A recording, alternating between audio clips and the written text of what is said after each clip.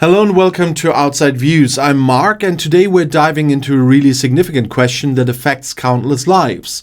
Has Brexit made it harder to live in the UK? It's a complex topic with many layers, and while it might seem a bit dry, the real-world impact is anything but.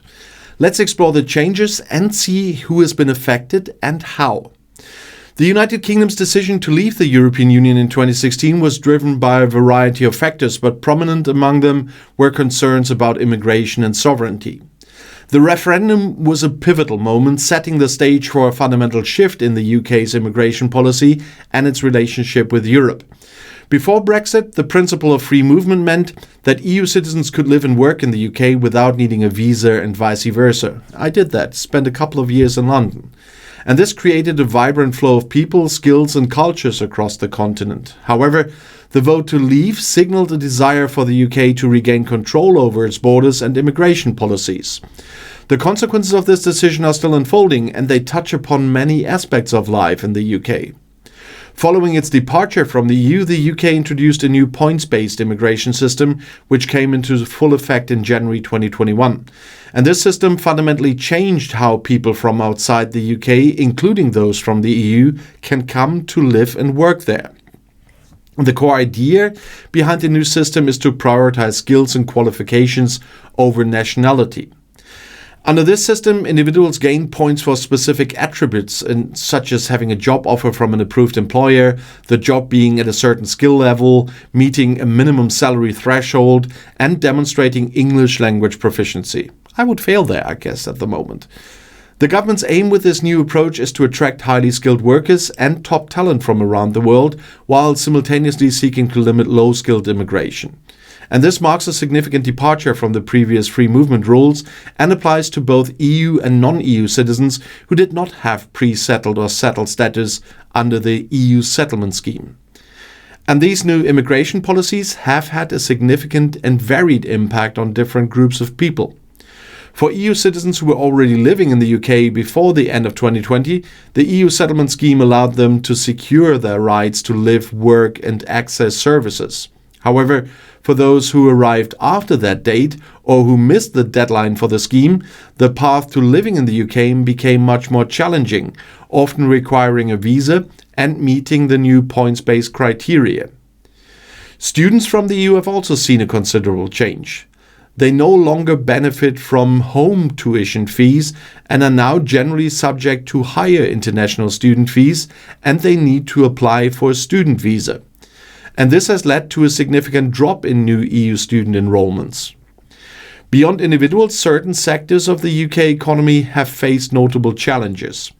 Industries like agriculture, hospitality and social care, which traditionally relied heavily on workers from the EU, have experienced labour shortages. The new system's focus on higher skilled roles has made it more difficult for these sectors to recruit for positions that don't meet the salary or skill thresholds.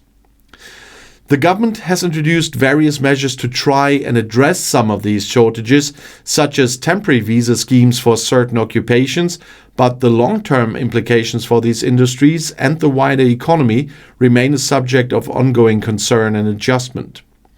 Unsurprisingly, the new immigration system has sparked intense debate over its effectiveness and fairness.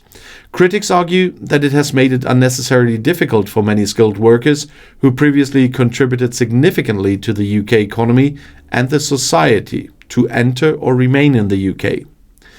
They point to the administrative burdens for employers, the increased cuts associated with sponsorship, and the loss of access to a readily available and flexible workforce. Conversely, supporters of the new system maintain that it promotes economic growth by attracting the specific skills the UK needs while allowing the government greater control over immigration levels. We've seen how that worked. But they argue it encourages businesses to invest in training and upskilling the domestic workforce. The long-term impact of these changes on the UK's economy, its social fabric and its workforce is a deeply complex subject that continues to be researched and debated by academics, economists and policymakers, and it's a dynamic situation with no easy answers, but I haven't seen too many people from the dole getting into jobs here. The UK's post-Brexit immigration policies are certainly still evolving, and the government has shown a willingness to adjust its approach based on economic and social realities, as evidenced by recent changes to salary thresholds and updates to the shortage occupation list. There is an ongoing effort to balance the desire for controlled immigration with the practical needs of the economy and public services. If it works, we will see.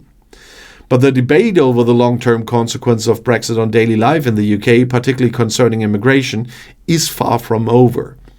The future of immigration in the UK remains a complex and evolving landscape, constantly influenced by global events, economic pressures, and political priorities. And it's a journey, not a destination. But what are your experiences or observations about living in the UK after Brexit, particularly concerning immigration and changes to daily life? Have these changes impacted you directly or indirectly? So share your thoughts and insights in the comment section below, and let's continue this important conversation with respect and open minds. And don't forget to like this video, subscribe to Outside Views for more discussions on global UK events and their impact, and hit that notification bell so you don't miss our next video. Thanks for watching, and I'll see you next time, and the next video is right here in the end screen.